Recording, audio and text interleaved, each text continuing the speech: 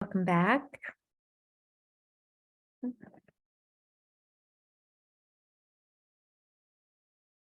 So I just came back from teaching a 6-day nature Dharma retreat at Spirit Rock. And it was so beautiful, actually really quite supportive of the talk that I was planning to give tonight around concentration or samadhi and effort. Because those have been actually some of the most challenging aspects for me of practice in terms of balancing and understanding samadhi and the kind of ways in which to cultivate samadhi. So what was beautiful is that there were so many people on this retreat who said, I feel like it's cheating. Like it's just so easeful. This retreat, it's just so easeful. Like, and there's so much peace and so much contentment. And is this okay? Am I doing it right? And it was so delightful to hear that, because it really did point to some of the things I wanted to share tonight about samadhi, about concentration, and some of the ways in which I think there's some misperception of what concentration involves and entails, and how it should feel, and the effort involved. So I might come back to nature-based Dharma if I remember to do that. It wasn't in my notes, but I do think there's something quite supportive about practicing outside and being really inclining the mind towards beauty that can help those the collection and the focusing, the collectedness and steadiness of the mind. So, but to start, yeah, so I wanted to again speak to concentration, and I'll likely use the word samadhi, which is what has been translated often into the word concentration. And I don't know about any of you, but the word concentration for me kind of evokes a bit of tension in my system. Like I'm supposed to kind of work hard or focus in a way that there's a bit of a kind of already a comparison set up of doing it right or doing it wrong, sort of evaluating the amount of focus and one-pointedness that I'm pointing the mind towards. And the word samadhi, I love actually a teacher, Diana Clark. She in her talks, she describes, just the word samadhi. Like it just sounds relaxing. It just sounds lovely, what that is in the mind, what it evokes in the mind, just the sound of the word. And I agree with that. There's something about like samadhi. Oh, it just feels good in the mind and in the mouth. So it's this concept, this idea, this practice of samadhi is really central in the Buddha's teachings. It shows up in a number of lists, including the 7 factors of enlightenment, which are regarded as really foundational aspects that we cultivate for this process of awakening, of being present in the heart and mind without craving, without delusion, without aversion. And the 7 factors are mindfulness, investigation, energy, joy, tranquility, concentration or samadhi, and equanimity. And so it's really up there with all of these other beautiful factors, the investigation factor, the energy, the joy, the tranquility, and the collecting of the mind. Concentration or samadhi is sort of the collecting of the mind. And it also shows up in the 3 spiritual virtues, which are sila or morality, samadhi, and panya, which is wisdom. So this collectedness of mind, the kind of Buddhist ethics or morality and wisdom, that these also are central to this practice of freedom, of waking up. And then it's part of the 5 spiritual faculties. Again, a little bit of overlap with both of those other lists, but those are regarded as faith, effort, mindfulness, samadhi, and wisdom. So I find this, I bring these lists up because, for one, it emphasizes that samadhi is really central in this path. But it's also interesting because there's, we often foreground mindfulness, and absolutely mindfulness or sati is central to what we're cultivating here in this practice.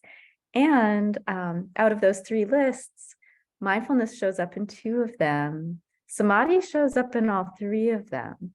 And I think there is something to that there's a real value in the capacity and ability to collect the mind to a point where seeing can be more clear. It's kind of like that collectedness creates a bit of a sort of telescope in the mind where we can see things more clearly, and wisdom has this opportunity to arise. And wisdom is what frees, what frees us. So we need that capacity to come together, to steady this mind. And it does, as much as I kind of have a bit of discomfort around the kind of constriction or efforting that concentration, the topic of concentration, sort of implies or evokes, it does require some discipline. Like it actually is. It's a practice like any other. And Philip Moffitt, another teacher, he doesn't use the word samadhi or concentration, but at the beginning of every sit, he encourages practitioners to evoke 3 things. And he encourages them to evoke integrity, dignity, and humility at the beginning of a practice period. And I think of the integrity piece kind of as that discipline. Like, this is what I'm here to do. I'm practicing and I'm bringing the attention back. I'm bringing the mind back. I'm going to actually, it distracts me to just see myself. So I want to see all of you, and I was spotlit. Okay, there we go. Yeah, so these qualities that Philip evokes of integrity, of really being with this practice, and the dignity. I love this too, the dignity of the practice, that there's something so wholesome about this this coming together around something, this intention to be with and stay with and steady and collect the mind, and then the humility of, and here's the intention, and it's not always going to happen. That we don't know what's going to happen when we sit on the cushion or we do a walking period, or, when we're engaged in this practice, but we keep coming back with that integrity and that dignity. And I think that really does, for me, sort of describe or capture the qualities of samadhi that we cultivate in order to help encourage samadhi in our practice. So I'll just share. There's this kind of juxtaposition of effort and concentration, and the ways in which we can kind of get very tight and try very hard. A good friend of mine, she, as a young person, spent many months in a monastery in Asia, and she was really, the efforting, she was trying so hard to concentrate. That was the main instruction, was to put the attention on one anchor. In this case, it was the breath, and to stay with the breath. And she just wore herself out. And she actually describes herself as getting incredibly tired and depressed. She was just, there was no life left in her practice. And she even describes that she left the monastery at one point and was traveling with friends, and they went up to these kind of mountainous region where there was a monk who they met with. They had this special privilege to meet with this Buddhist monk, and he was doing all of these incredible things with his mind. So he was moving pebbles around in the air with his mind. What an incredible thing to witness. And she said that she had been so kind of weary and sort of deadened by the practice that she just sat there and wasn't even impressed. There was just no enthusiasm really left in her. She describes herself as just feeling very like wrung out. And then this Buddhist monk, I think she asked for some practice advice or something like that. And he told her, not enough samadhi in your practice, not enough samadhi. And she was so, confused and upset. And she said, I've been trying so hard. That's all I've been doing for months, is like trying to concentrate this mind. And it took her years. She said, she was young at the time. She was probably 17 or 18 years old. And when she came back to the States, actually, a meditation teacher told her to do a lump of meat meditation for months, where the instruction was just to do nothing, just to imagine she was a lump of meat. And that was it, to really, really kind of clear any sort of striving, any sort of wanting to do, any performance kind of pressure from her practice. And she said that it took a long time before she really started to see that what she had been doing was not a practice of developing samadhi, but really a practice of developing striving and stress. That she was practicing that, and that this monk was, there was some wisdom there that she didn't have, that sense of a collectedness, a steadiness. And what is so characteristic of samadhi is a sense of enjoyment. Like there's a relaxed enjoyment that's inherent in samadhi. And even, let's see, where is this? I'm trying to find a quotation from the Buddha that speaks to this.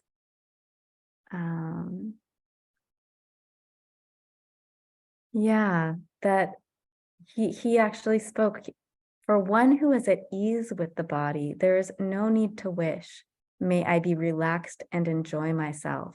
It is a natural thing. For one who is relaxed and at ease, there is no need to wish, may my mind become concentrated. It is a natural thing. So these are the words of the Buddha. For one who is at ease with the body, there is no need to wish, may I be relaxed and enjoy myself. It's a natural thing. For one who is relaxed and at ease, there is no need to wish, may my mind become concentrated. It is a natural thing. So this idea of focusing in a way in which you feel settled and easeful, this is where we really start to cultivate that quality of concentration, where the energy comes together, where we're able to rest in it and enjoy it and to flow with it.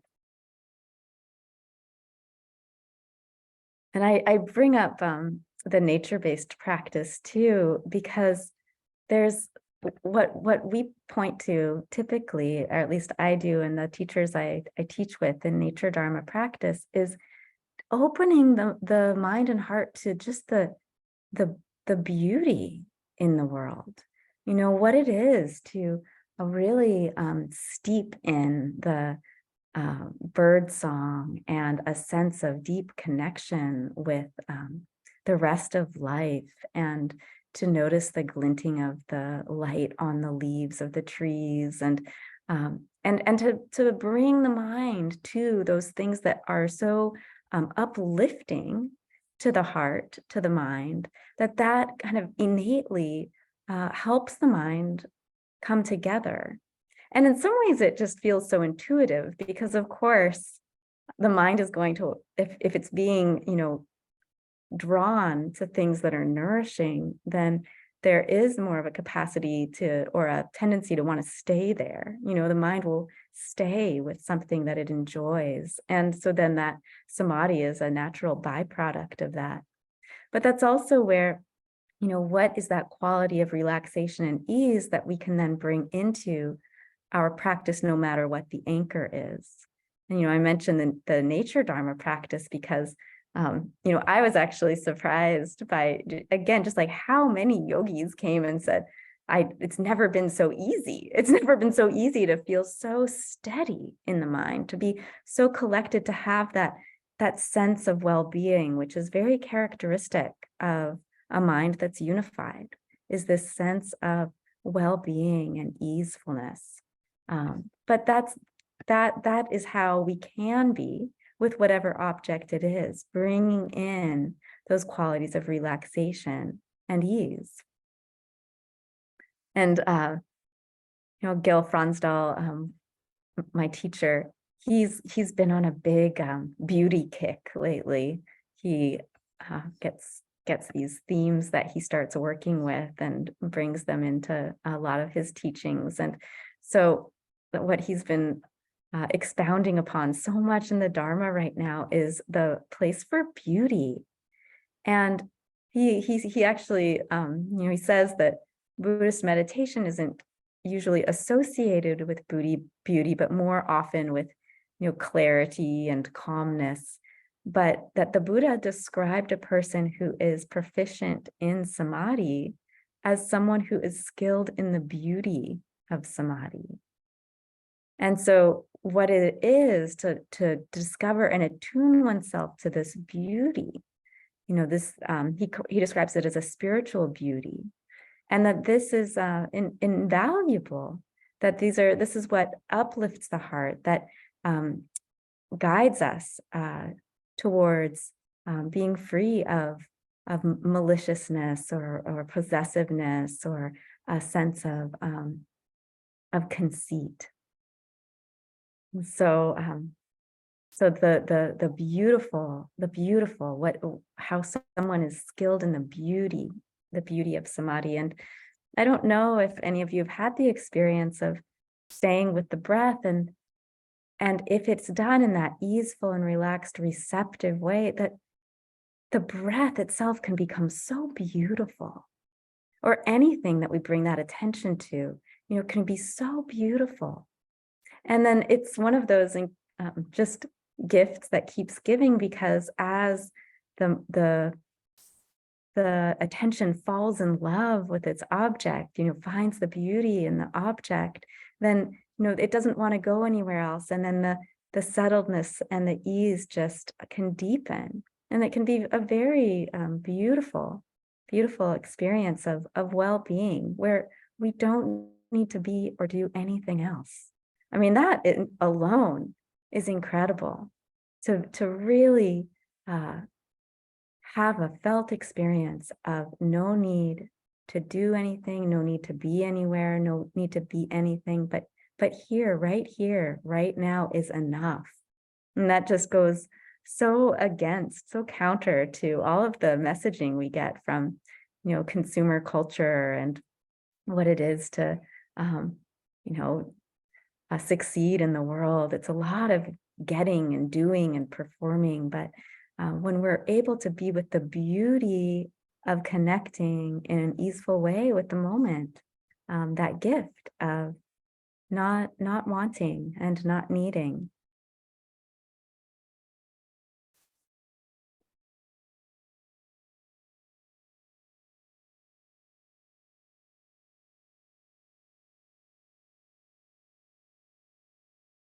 There's an analogy that the Buddha uses for samadhi in the mind, and it's this analogy of a lake, and that when we're mindful, when there's this mindful of breathing, for example, and then samadhi starts to get developed and cultivated, that the lake becomes both absorptive and completely clear.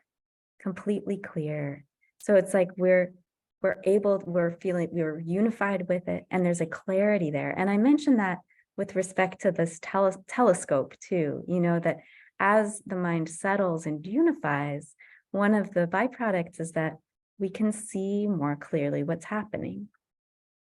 Well, again, this relationship between samadhi and panya, concentration and wisdom, is that as the samadhi grows, we can see more clearly, and that as we see more clearly, we innately start to let go.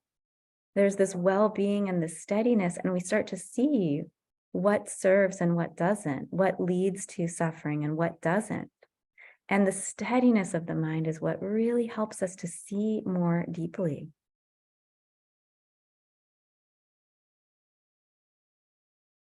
I wanted to speak just a bit too about the difference between mindfulness and samadhi.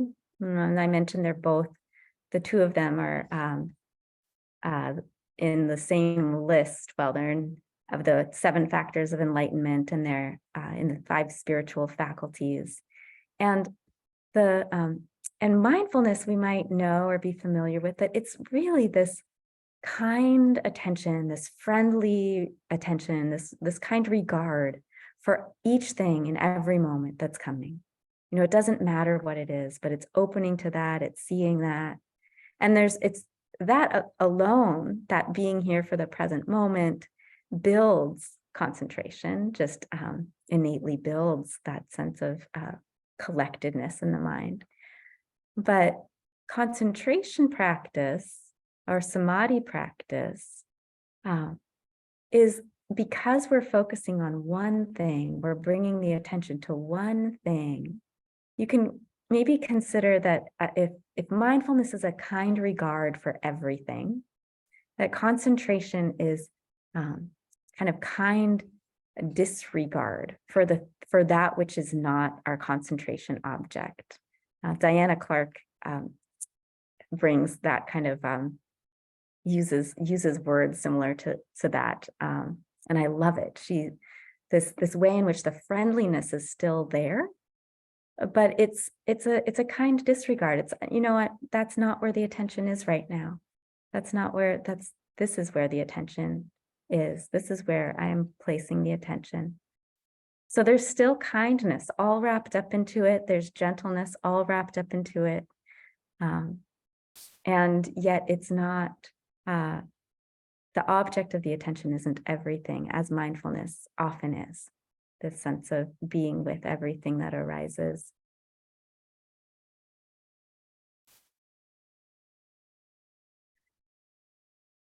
So this why is it important? I'm speaking to or spoke to of we see more clearly, we let go. But also, and what I have sort of said in between the cracks is that there can be an increasing sense of well-being in our lives, in our daily lives, when the mind has this opportunity to really settle and get unified. There's a sense of well-being that often comes from the meditation during the meditation practice itself, but we might find that as we spend time practicing and do this kind of unified concentration practice, that there's just more well-being in our daily lives too.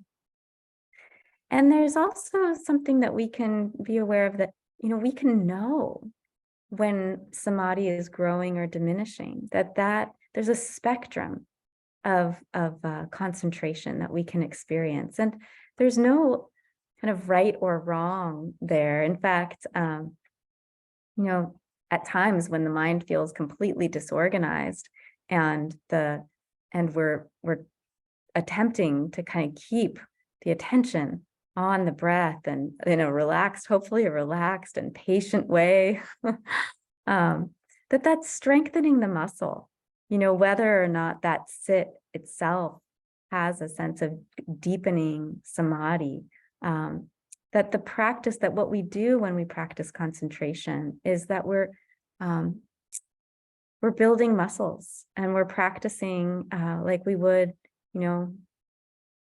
going to a gym. The continuity and regularity is what then gives an enhanced, increased capacity to really have that mind settle and the well-being permeate the dailiness.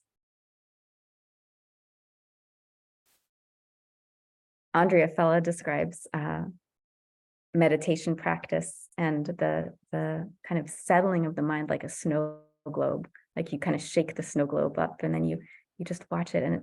And so if you think about concentration as sort of a spectrum, as that snow gets to settle and settle and settle, and we become more unified with this object of attention, then there's more stillness, more steadiness. And I did, as I am differentiating here between mindfulness and samadhi, we can have an open awareness practice, or that is open to everything, that does absolutely settle the mind and bring concentration and develop concentration. So I realize that I might be setting up an unnecessary kind of polarity or distinction between the two. They certainly support one another.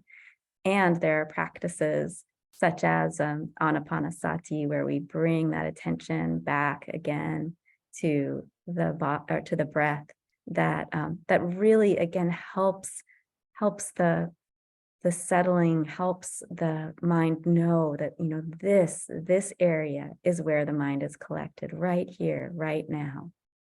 So we'll often in longer retreats, begin with starting with an anchor like the breath, because it has that capacity to collect the mind in a way that when we open out to all experience, it can be much more distracting for the mind. I hope that made sense. If not, I can elaborate in the questions and answers.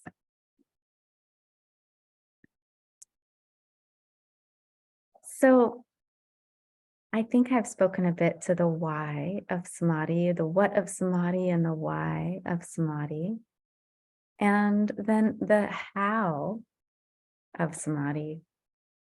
So one is practicing patience and perseverance and coming back again and having a daily practice. And also letting go of measuring, letting go of rating the practice, or having a sense of how much samadhi one must feel to be an accomplished meditator. This, again, it's the humility aspect. We bring this integrity and dignity to our practice and the intention, and then we let go with that sense of humility. And then the other piece that's really important, or can be, is related to the three virtues of sila, samadhi, and panya. And sila, I don't know if any of you have had the experience of having had some sort of kind of something we've done that we've regretted in the past, and sitting on the cushion, and the mind will just churn that all up. There will be like regret or shame, or wishing I had done it differently, or rehearsing the conversations of apology, whatever that is. That can be really distracting to developing samadhi. And so the Buddha said again and again that maintaining good sila, really having good ethical behavior, it clears the mind of any of that kind of unnecessary worry and anxiety and regret that is so common if we have sort of breached our own kind of moral values. So that's another another how. So having the practice of again and again sitting on the cushion or walking with that patience, with the letting go of measuring, with the perseverance, and then as best we're able, maintaining good moral ethical behavior. It just clears the mind and heart, and so for so many reasons we want to maintain good sila, but as I'm speaking about samadhi tonight, that's one, is that it really helps the mind settle when there's no regret or remorse.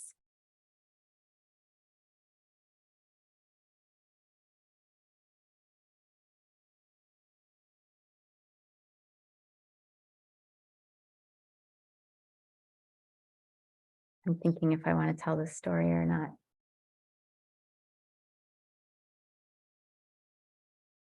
I think that for a while in my own practice, I really didn't have a good understanding of concentration.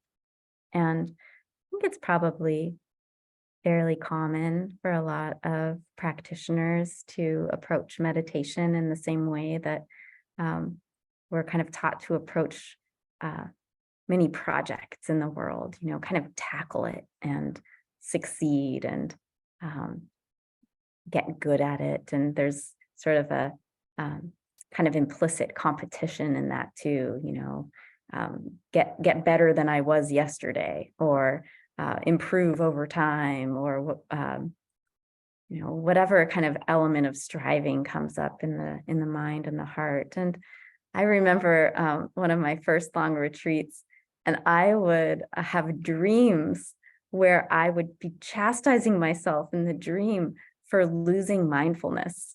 For like in the dream, I would kind of catch myself not being mindful, and then I would just harass myself with kind of really mean self-judging thoughts. And and what's interesting is that actually that kind of pressure on the mind to bring attention on something can sometimes bring a collectedness. It actually can sometimes deepen a concentrated mind or a samadhi, but the relaxation and the ease and the joy isn't there, and there's just not the sustainability of actually going deeper in practice. And it took me a while to really trust, like just to trust the practice, that I could show up and keep coming back to that sense of ease and well-being as a foundation. One of the things that actually became a big aha for me was the way that in those moments of self-judging or striving, there were ways that I was being violent towards myself. I could feel it, this kind of internal violence. And there was this moment where I remember thinking or having some sort of something come up of, it doesn't matter if this mind never gets concentrated.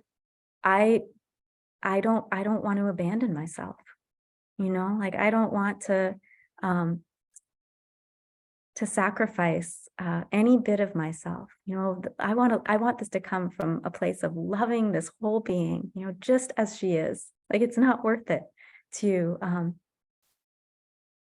be hard, to be mean, to cut a part of myself off. And that was that kind of allegiance or loyalty to not just, being kind to myself, but it was like an allegiance or loyalty to kindness above anything else. Love, metta over anything else, friendliness over anything else.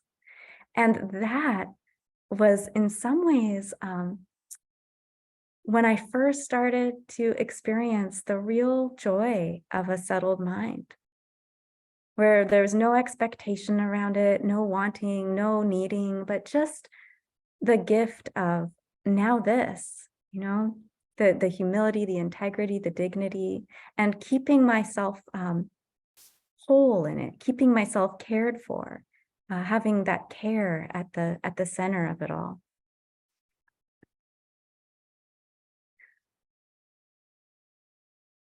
there's a quotation, Ajahn Sucitto,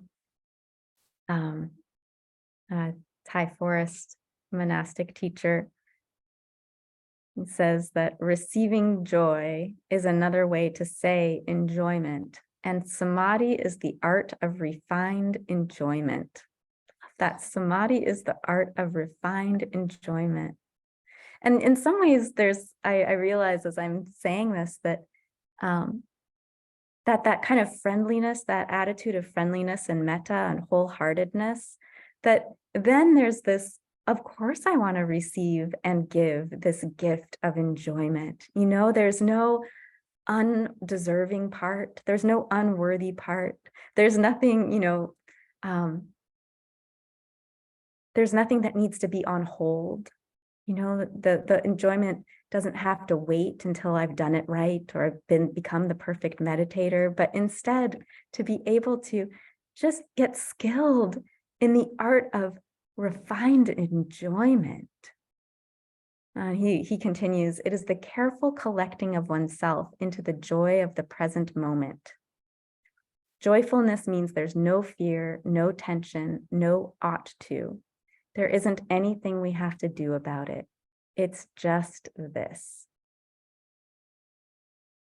There isn't anything we have to do about it. It's just this. So I think that's probably what I want to leave you all with is, you know, what it is to develop that steadiness of mind, the gifts that come from that steadiness of mind, but really underscoring the no fear, no tension, no ought to, that it's based in this skillfulness of refined enjoyment, of being with what we're attending to, with that spaciousness of mind, that receptivity of mind, and that gift of really enjoying, allowing the enjoyment. So I want to thank you for that kind attention, for sharing those words. And I wouldn't be surprised if there might be a few questions or comments out there, and I'd love to hear them. So yeah, let's open it up.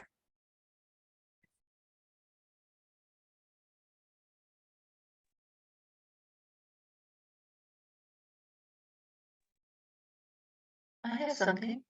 Yeah, thank you. Hi, Kirsten. Thank you. It was really beautiful, and it's wonderful to just see you talking because you are just full of joy. At least I'm not going to put pressure on us all the time, but you have been in this, and it's wonderful. And I was wondering about nature dharma, and I've never heard the term, but I get it. And who are some maybe authors, or if I wanted to just sort of do some reading, you know, that kind of inspiration? Yeah, thank you. I know this is actually why I wanted to leave a lot of time for questions and comments, because I feel like I dropped a lot of pieces that I didn't necessarily follow to their end, if there is an end. But I think nature dharma is a relatively newer term. And the reason that I even used it was because the name of our retreat was a nature dharma retreat. To answer the question about resources, Mark Coleman has done a lot around practicing in nature and with nature. And he's written a couple of books, and he has a lot of like online resources and a lot of presence around that. And he's actually who I co-taught with this last week. But I would say that what sort of characterized that retreat, and also much of how I approach teaching Dharma in outdoor settings. And so I don't like to really, I mean, nature itself is translated, Dharma is translated as nature. So nature Dharma could be seen as very redundant, but what we tend to mean when we talk about nature Dharma practice is practice that's outdoors. And I think in some ways, you know, really attuning to what life is living in an unbounded way. What are the birds, the trees, that which is kind of more than human? How are we like embedded in this larger ecology of living and life? And that becomes really palpable when we're outside and we're attuned to the elements. And like I said, to the beauty and the mystery and the magic of nature. So that's kind of how I would describe nature dharma, is that there's a lot of attunement to being earth beings ourselves, tracking the way in which we're so inextricably bound up to these larger ecologies, through our breath and through our bodies. And, we are made of the same stuff that earth is made of, the elements of these bodies. And then what it is to rest in this larger ecology, there can be a real sense of support and stability, and a sense of belonging, and a sense of kind of more than human community. And then there can also be these opportunities, like I said, to just drop into wonder and awe and gratitude, which I think are really kind of foregrounded in this particular practice in ways that retreat practice that isn't necessarily attuning so much to the more than human realms don't prioritize as much. Does that help a bit? Yes, and how do you spell Mark's last name? I'll put it in the chat, but it's Coleman. Okay, Yeah. thank you. Oh, I'm just putting it into Robin's chat, so maybe she can. I wrote it down, so I got Okay. it anyway. Yeah. Thank Was you. that in line with the forest monks? I was always curious, kind of for a similar reason, if it was very nature oriented. Hi, Kirsten, Yeah. it's Marie. Wait, who is it? I can't see. Marie, Oh, hi. iPhone Ma. I didn't hear that last bit either, but I did hear. I did hear the the Thai forest lineage is Yes. is very much connected to outdoor practice. And Ajahn Suchito, who I quoted at the end, he's in that lineage as well. But I would say that and that's also when, this kind of Western insight tradition that I am so beholden to, and my teachers, so much of the lineage that they carry is from teachings from the Thai forest teachers, in addition to those in Burma, Northern India, Thailand, so Southeast Asia. Yeah.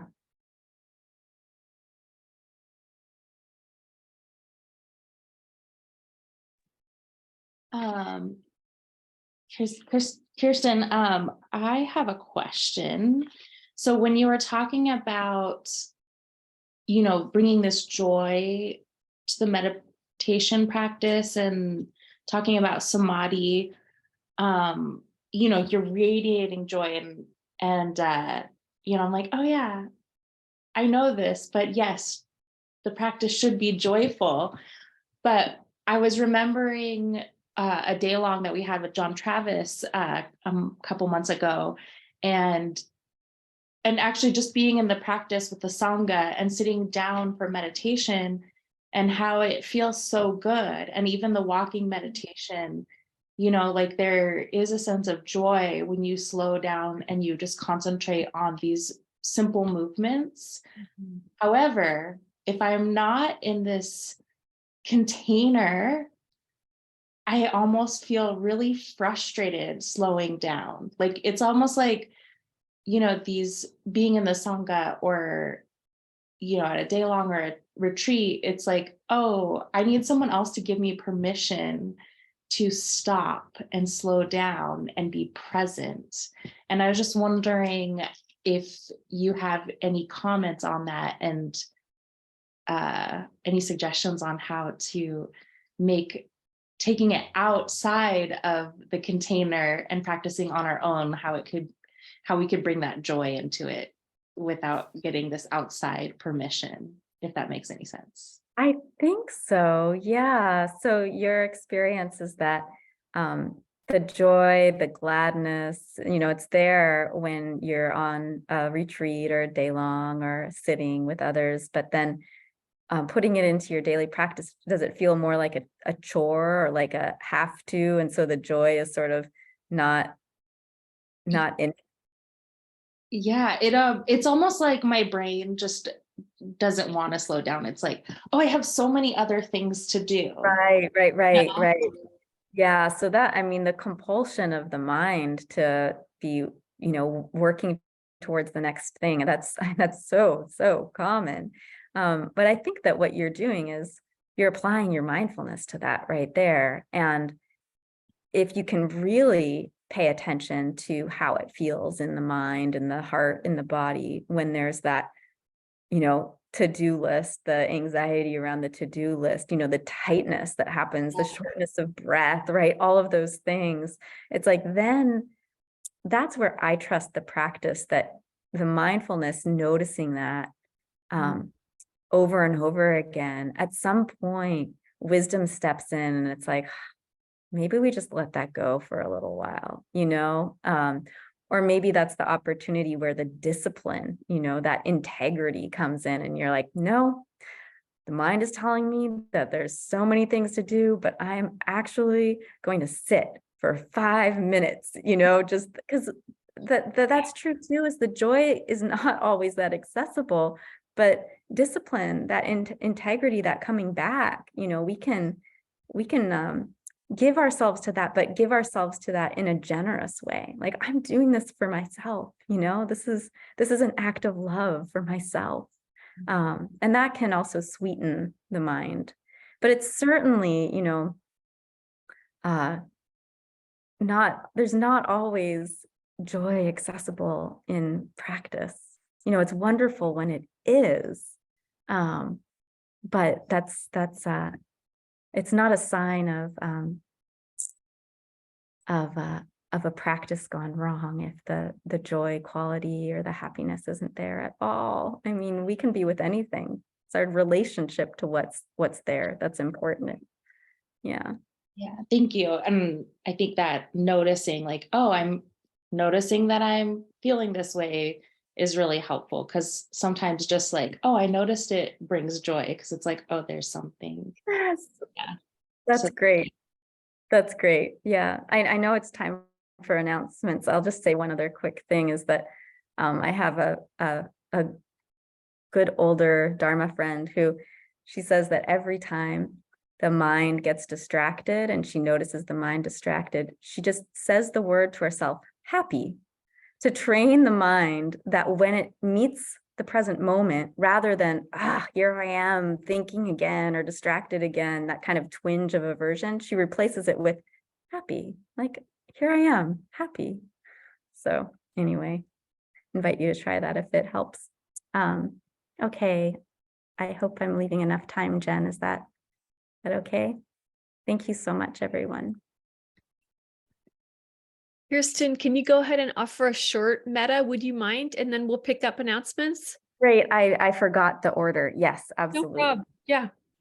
Yes, I would love to. So, collecting our hearts and minds, and any benefit from this practice together. May it be dedicated to all beings, that all beings in all directions, in all times, be safe and well, happy, healthy of mind and heart and body,